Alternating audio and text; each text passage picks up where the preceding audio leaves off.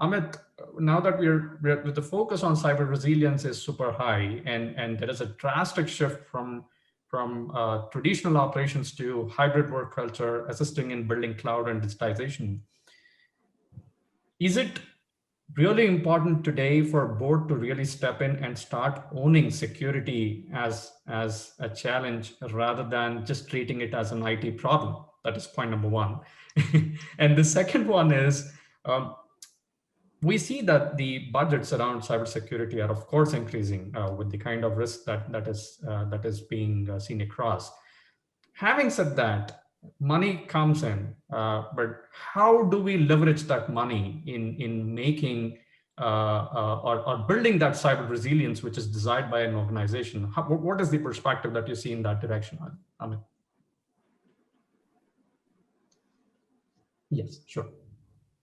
So uh, the budget part and the board involvement have just taken a very drastic change in the last year and a half. Sure. If you look at the questions which the board has from a CISO, and we are a public limited company, and I go to the board. In fact, I'm going there next week as well. So the questions that board asks is: Are we safe? Are we prepared? Can we count on our people? What is our strategy? I don't want a liability. Okay. Uh, how bad is it? How can we control it? So these are generic questions which have nothing to do with the technical minds that CISOs roam around with. My endpoint compliance, my SIM, my alert management, they just don't tally. So as a CISO, your role becomes a one of a bridge or a salesman. That a reverse salesman as well. I carry the technical knowledge and answer the board, and I carry the board questions and I come to my technical team and I answer them. This is what we need to do. So this is one of the major things, and boards are owning cybersecurity. There is no doubt in today's mind. In my peer groups, everywhere the board is owning. The money has been given to the CISO. So it is the responsibility of the CISOs how they spend it. If you think that being jazzy, as Aman was talking in between, buying a lot of tools and all that stuff, is being jazzy the answer to the questions? I don't think so. So you have to judiciously spend the money. You have to judiciously think what you need to protect and what you need to detect and how you need to go about doing those things. So it's a very tricky situation CISOs are facing. They are not used to facing these kind of situations. So it is time for CISOs to evolve, to transform those basic English questions into technology and protect the organization with the budget that they have. I keep saying this in a lot of places: a fool behind a tool is still a fool. Okay, so you can buy the best of tools. If your people are not right to manage those, you're going to face some bad music. Absolutely. Back to you. Absolutely, Aman. No, that's a great perspective. As you rightly said, no matter how much investments we make on technology, we don't have correct processes, correct mindset, and correct people working behind that. It is almost a dump yard at the end of the day. I'm with you, and I love the perspective of the questions that you keep hearing from board, and all I'm expecting is the kind of questions change probably in a quarter or so, or maybe a couple of quarters or so. So, Kiran, the next question, of course, on what Amit suggested, because you've been a technologist and you've had a similar situation talking to the board before. What do you have in thought how this should change and change for good rather? I mean, it's not about just answering, but change for good. What is your perspective on it? So to compare and contrast, yes, the board is more involved now. Board is more aware, and a large portion of that credit goes to the attackers, not to the defenders. They've done such a terrific job of evangelizing the importance of security that the board is now on board. right? But there's also been some evolution in the boards. So a lot of boards are starting to hire independent directors who focus on cybersecurity and understand cybersecurity rather than just the risk metrics that usually boards are capable of. So what that has done for organizations, we are seeing the shift slowly, not fast enough, but slowly, is that the kind of questions coming out are changing, right? It used to be, are we secure? Now are you saying, are we secure enough? Are we able to recover fast if something fails? Or if there is a breach, how fast can we recover? How fast can we look at and identify that and come back on our feet, right? How do we reduce the damage?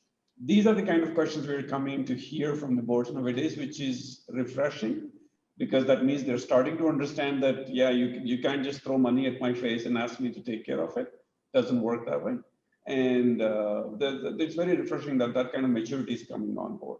And a lot of boards, as I said, are starting to hire independent directors who are specialists in cybersecurity. So they have the right focus and they can actually judge what the CISO is telling the organization, right? So yes, there's been a rapid change, and I think this is a process of evolution. We're going to evolve, hopefully fast enough that it will help our cybersecurity organizations rapidly scale up and defend successfully against the attackers. Sure. Thank you so much, Kiran, for sharing that insight. Rich, I mean, you're on a different geography altogether, and a lot of there is a lot of noise in terms of how cybersecurity is being perceived, especially from the federal government back there. What is your take on the scenario currently? It is an interesting regulatory environment, you know, especially over here in the United States regarding cybersecurity. Everybody wants to talk about it as a tier 1 problem for businesses. But again, it goes back to the same concept of people are too busy buying Band-Aid solutions. They're really not looking at how do we detect and identify, you know, our attack surfaces, our organizational problems, and then really going forward from there to say, what is our tone from the top and quote unquote, our organizational culture. All of those things play into how a CISO gets a budget.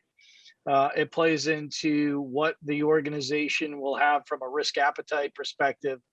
And it also goes against, you know, the types of fines or regulatory, you know, feedback that the organization may get.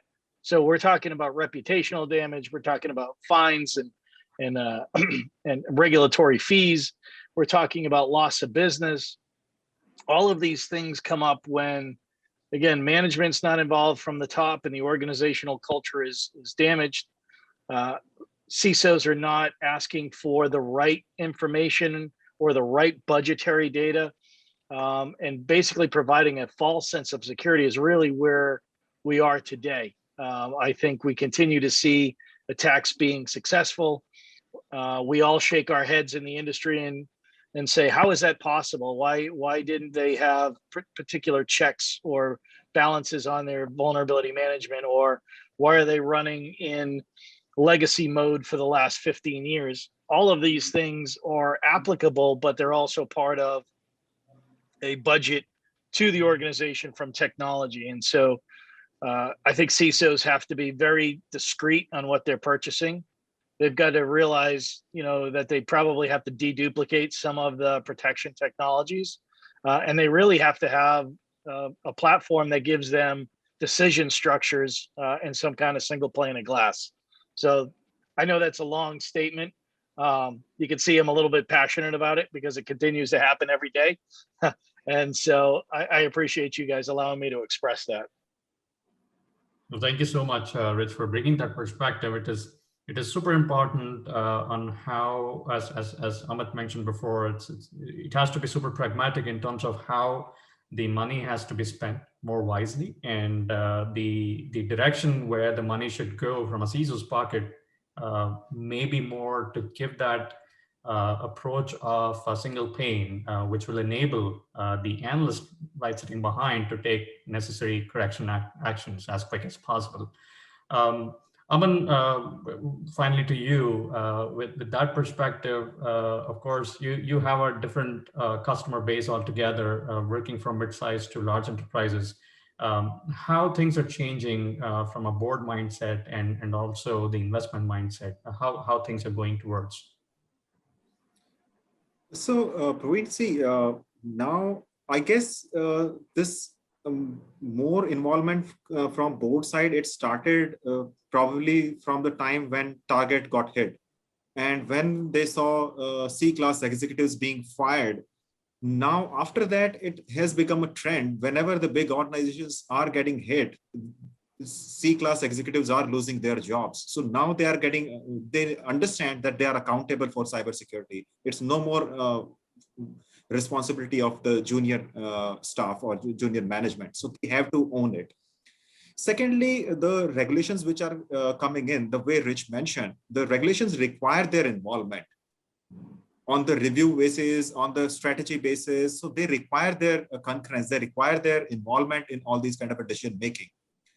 Third thing, why a board are getting more involved these days is because they do understand that cybersecurity is no more an IT risk. It has become an enterprise-wide risk. I mean, it is any incident, or if any technology is being adopted at an organization, it has a direct correlation with the business. It may have a positive impact to the business. It may have a negative impact to the business, anything which you are adopting. Similarly, if there is an incident, the outage, the reputation loss, or the legal suits, or everything, it can toss your business completely. So they understand that it has become an enterprise-wide risk. So they have to be involved with it. They have to be on top of it.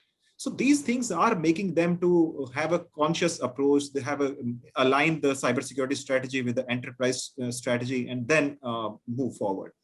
In terms of budget also, yes, initially there were huge cry in terms of getting budgets, but now they are allowing you to take the money. But yes, it has to be a judicious call. You need to show the ROI coming out of it. You need to show how it is going to help an organization from transformation per se. So that is what, if you are putting your use cases properly, they are giving money now. Sure. Thank you so much, Aman. You've just hit the time check by over 2 minutes, but yes, it was super wonderful session. I should admit that I have personally learned a lot, and I'm sure the guests would have had some serious takeaways out of this conversation. One last thing that I may want to put upon is the importance of user training in these troubled times is equally an importance, irrespective of what investments we make and how we proceed. I think user training is equally important at this time to make them aware of what they are working upon on their laptops and desktops at the end.